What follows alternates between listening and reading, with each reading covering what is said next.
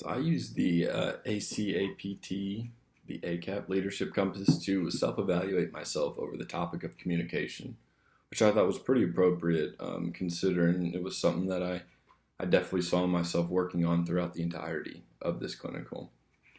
But during this developmental phase of communication, I was asked to recognize personal emotional reactions of emotional regulation in communication. I was asked to practice managing emotions effectively and asked to project a sense of presence in communication delivery. So I placed myself in the developing phase with my communication, according to the ACAP Leadership Compass, finding myself more than competent given this experience within this clinical, but not expert by any means.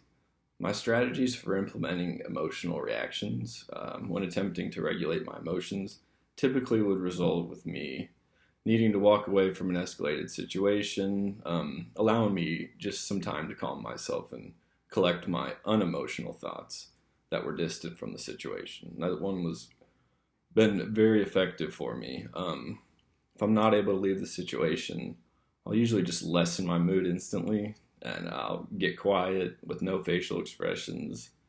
And this being to not say anything, I may regret, while my emotions are heightened in that moment.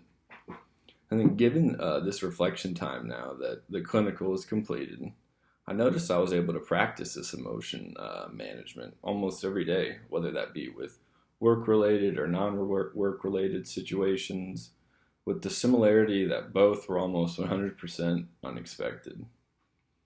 That's kind of where I felt unprepared in those moments, didn't know how to go about it, but I quickly learned through a little bit of suffering, honestly.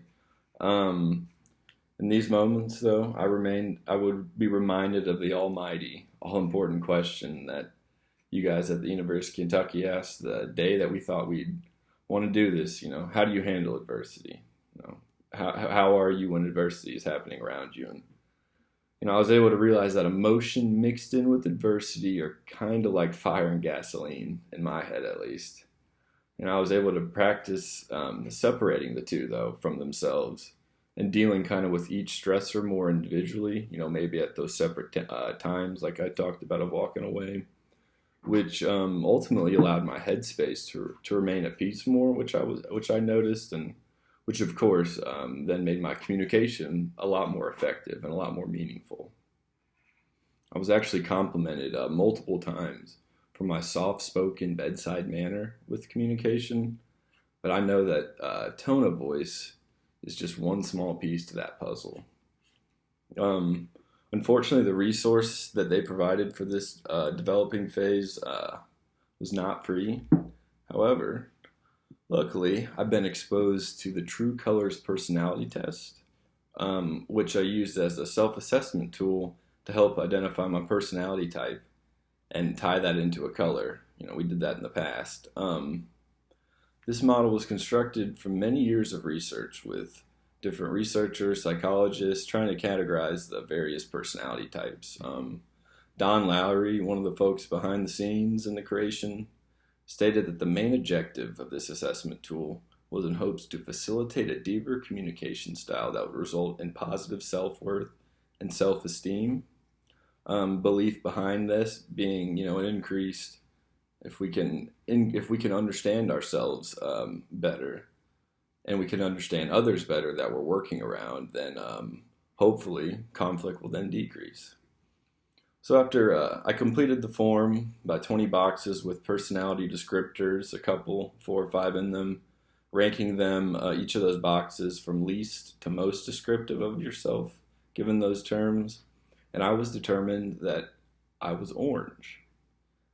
Having completed this in the past, though, I'm now able to see the benefit of understanding your true self, which I luckily, since doing this prior, I was able to see that, but especially it came really to light here, entering a new clinic with new people, new surroundings, new sites.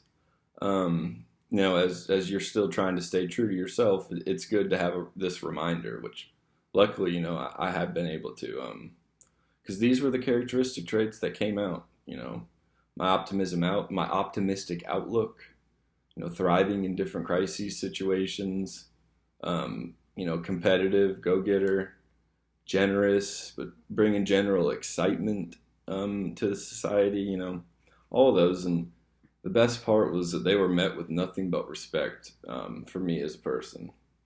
You know, I really learned a lot from how those coworkers were able to accept me, especially not knowing anything about me. And I'm from Lexington. I've been in Lexington my whole life. Like this was different to kind of put yourself out there, but still being yourself. Um, but I really look forward to using this in the future as well. When I enter a new clinic space, to when I'm trying to form those new relationships and friendships. One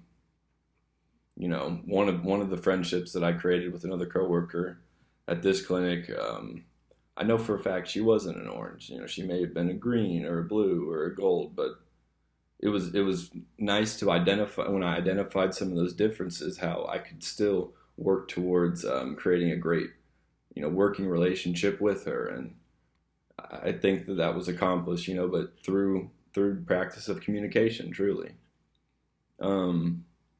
Relative to my clinical instructor, who was probably an orange, very much like myself. But I got along with both, and all three of us got along together great. Um, so the foundation for goals, it's been set. My strategies were created. They've been actually able to be implemented, into context, into those clinical situations.